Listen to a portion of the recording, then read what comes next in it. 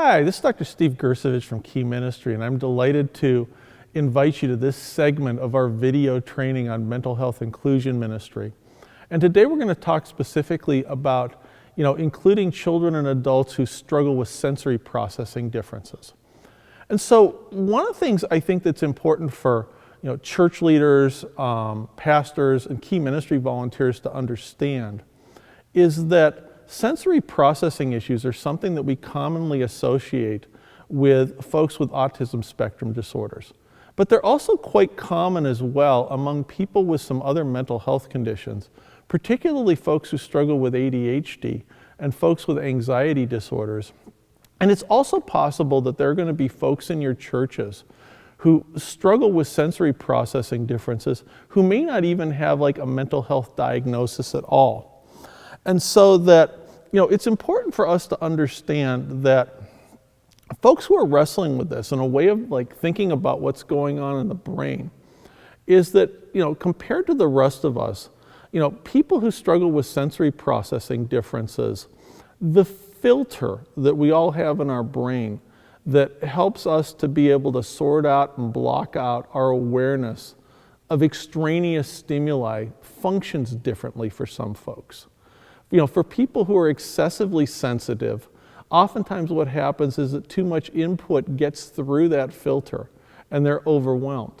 On the other hand, you have a small set of folks who tend to be hyposensitive and need lots of sensory input. And if you happen to have one of those folks, they're great if you need somebody to welcome visitors at your church who's like into hugging or into physical contact, because oftentimes the people who are hyposensitive will crave that.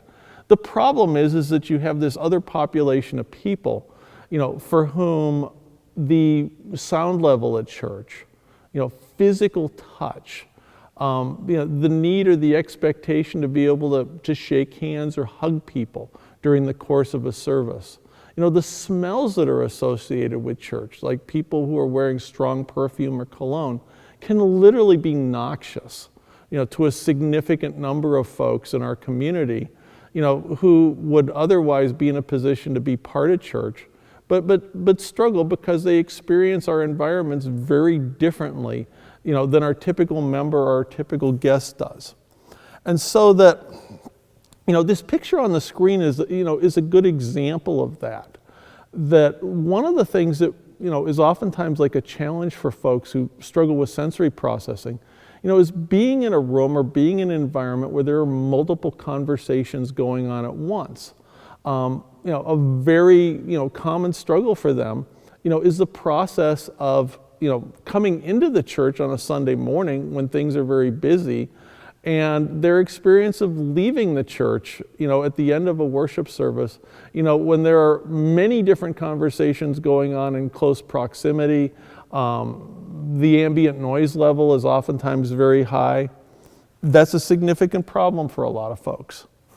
And so some of the things that we need to think about, and some of the things to be considerate of, if we're developing a sensory-friendly environment. And a way of thinking about this is that it's kind of like, let's say your family was planning on, inviting some friends over who have a very young child. One of the things that you would do in the course of being considerate is that you would safety-proof your house. You'd make sure that there were like the little plastic, inserts in like your electrical plugs so that they wouldn't do anything to get into trouble. And you'd make sure that there weren't any like attractive hazards, say like, in their way. And so thinking about preparing for visitors who may wrestle with sensory issues, is a lot like preparing for visitors with a young child. You may or may not have a problem, but it's just a good, considerate thing for us to go ahead and do. And so some of the things to think about would be, in terms of like being a sensory-friendly environment, is what's the sound level during your worship services? That, oftentimes people who struggle with sensory processing, noises over 85 decibels, are actually physically distressing to them. One of the common challenges that a lot of families have when they have kids with sensory processing differences, is doing the normal kinds of things that a lot of our families would do, like going to the movies, like going to a football game or a basketball game where you have a loud, boisterous crowd, I saw a friend of mine on Facebook just this morning when we were getting ready to film this video, was bragging about the fact that the sound level was 105 decibels in his church this past Sunday morning. And I'm not sure that any folks that they would have had there who struggle with sensory processing would have found that to be as enjoyable an experience as he did. Lighting is something to think about, that oftentimes, excessively bright light, excessively harsh light can be a problem. Fluorescent lights, or the kinds of strobe lights that some churches will use during their worship experiences, will be a struggle. Flooring in the spaces in which you do children's ministry, student ministry, and adult education is important. Lots of churches will use linoleum, or will use different types of solid flooring because it's easier to clean, easier to maintain. The problem is that noise oftentimes reverberates when you're using solid flooring. The same thing is true with window treatments, that there are little things that you can do in the ministry environments where important work takes place to be able to temper some of the rough edges that someone might experience who deals with issues with sensory processing. Our church, one of the things that we had done in repurposing the quote-unquote cry room in our larger sanctuary is turning it specifically into a fragrance-free zone because of the number of families that we have who come to our church, who have kids, or where the parents are dealing with some of these types of sensory processing issues.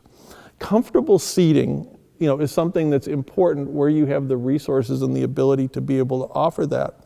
And again, another area where a lot of folks struggle with sensory processing issues, is a rigid dress code. I know that many of the kids that I see where this is an issue for them will have very specific types of clothing that they're comfortable with. There's a church close to where my office is at where there was one man who would come every week who, regardless of whether it was 10 or 15 degrees outside, insisted on wearing shorts. And so that, to the extent that you're able to be flexible within your church culture, having some flexibility in terms of the dress code oftentimes makes it easier for folks who have specific sensitivities when it comes to clothing. Now, this can all sound really overwhelming, and it sounds like it's something that would be, potentially extremely expensive and potentially very disruptive to your church. So if you're going to be practical about doing this, what's a reasonable place to be able to start? And so that, if I were going to be coming and visiting your church, and doing a consultation or a once-over to see how you could be more sensory friendly, I would focus on 3 specific places. I would take a look at the entrances to your church that people most oftentimes use on Sunday morning. One of the most effective recommendations that we had made with a church that we were working with is that their church was large enough and had enough space to actually create a separate sensory-free entrance for individuals and families who were bothered specifically by this issue, and that was something that was very helpful. To the extent that you can make the spaces in which you worship more sensory friendly. I've seen churches manage this by maybe getting blinds and drawing the blinds over windows where people could be distracted during a pastor's teaching or a message. And again, looking at making specifically your children's ministry and student ministry spaces more sensory friendly, looking at some of the parameters we talked about before. Several other ways that you can reach out to and be a blessing to folks in your community who wrestle with this is we have a number of churches in our region who do sensory-friendly vacation Bible schools, because the typical VBS experience in terms of the noise level is oftentimes overwhelming for kids who struggle with this. Sensory-friendly movies are another blessing that Emily Colson writes for our ministry and had a blog post that went viral and literally had millions of views several years ago.